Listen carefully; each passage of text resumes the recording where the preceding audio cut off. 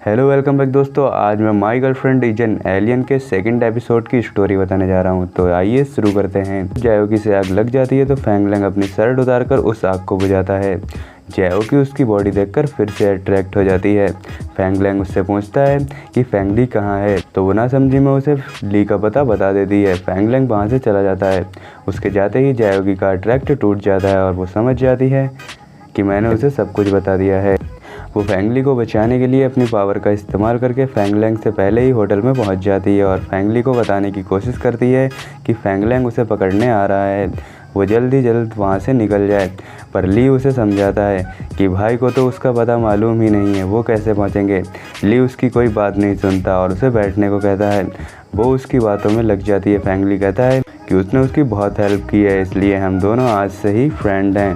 देखते हैं जायोकी को फैंग ली का ख्याल आता है। वो डर जाती है और उसके बारे में सोचने भी लगती है और उसके बारे में सोचने से भी इनकार करती है। बातों ही बातों में वो फैंग ली को बताती है कि वो एक दूसरी दुनिया से आई है। ली उसकी बात का मजाक उड़ाता है। जायोकी उसे एक प्रिंस की तरह ट्रीट करती है। वो उसे बताती है कि अगर उसे किसी इंसान ने छू लिया तो उसके साथ बहुत बुरा हो सकता है। तब तक वहाँ फैंग लैंग आ जाता है और ली को वहाँ से ले जाने लगता है।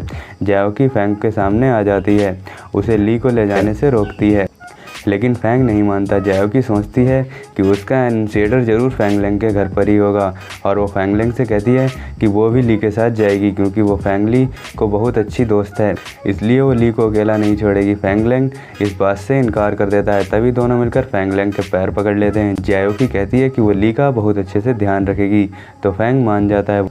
वो दोनों को अपने घर ले आता है। फैंग ली बहुत खुश हो जाता है। जब सब लोग सोने लगते हैं तब जायोकी अपनी पावर से पूरे घर को स्कैन करती है। वो दोनों हाथों की उंगलियों से मिलाकर चारों तरफ ढूंढती है, पर उसे कहीं पर भी उसका एनन्सिएटर का सिग्नल नहीं मिलता। वो फैंग लैंग के रूम में पहुंचती है। पूरे रूम को स्कैन करने के बाद वो फैंग लैंग की बॉडी को भी स्कैन करती है। वो समझती है कि फैंग लैंग सो रहा है। जब वो उसके हार्ट को स्कैन करने वाली होती है तभी फैंग उसका हाथ पकड़ लेता है और हमेशा की तरह उसकी पावर काम करना बंद कर देती है। वो उसे पकड़कर पूछता है कि वो क्या चोरी कर रही थी। वो कहती है कि वो चोरी नहीं कर रही थी, वो सिर्फ अपना एनन्सिएटर ढूंढ रही थी। फैंग लैंग को उसकी बात समझ नहीं आती है और वो उसकी बात को झूठ समझता है।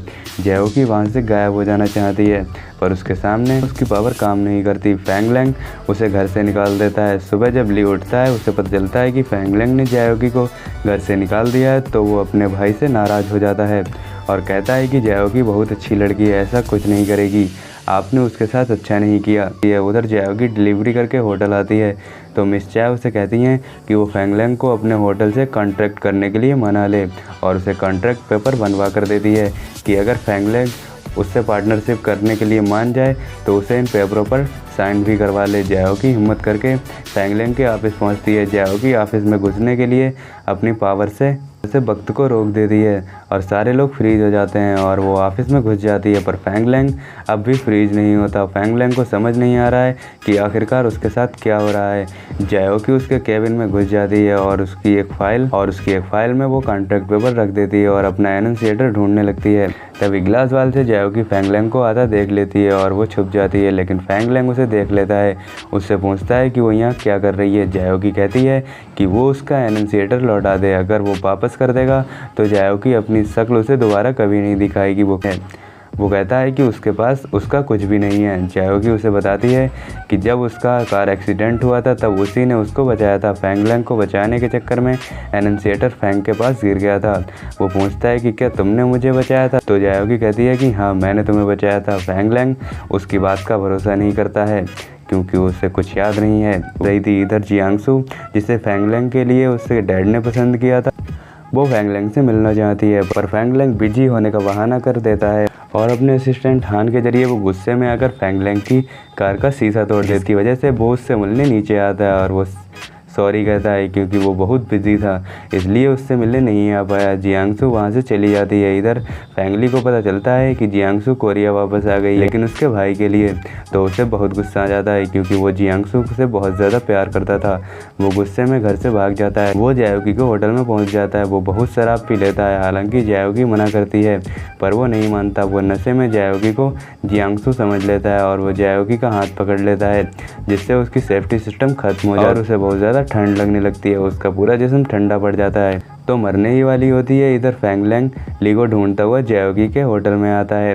वो जब देखता है कि फेंग ली ज़मीन पर पड़ा होता है तो अपने असिस्टेंट हान को फ़ोन करके कहता है कि फेंग ली को घर ले जाए। वो जैयोगी को रूम में जाता है। रूम में सब कुछ बिखरा पड़ा होता है। जैयोगी एक कोने में कांप रही होती है। फेंग लैंग उसके पास जैयोगी उसे अपने से दूर रहने के लिए बोलती है। वो उससे हॉस्पिटल चलने के लिए कहता है, पर जैयोगी वहाँ जाने से मना कर देती है, क्योंकि अगर वो वहाँ जाएगी तो सबको पता चल जाएगा कि जैयोगी एक एलियन है।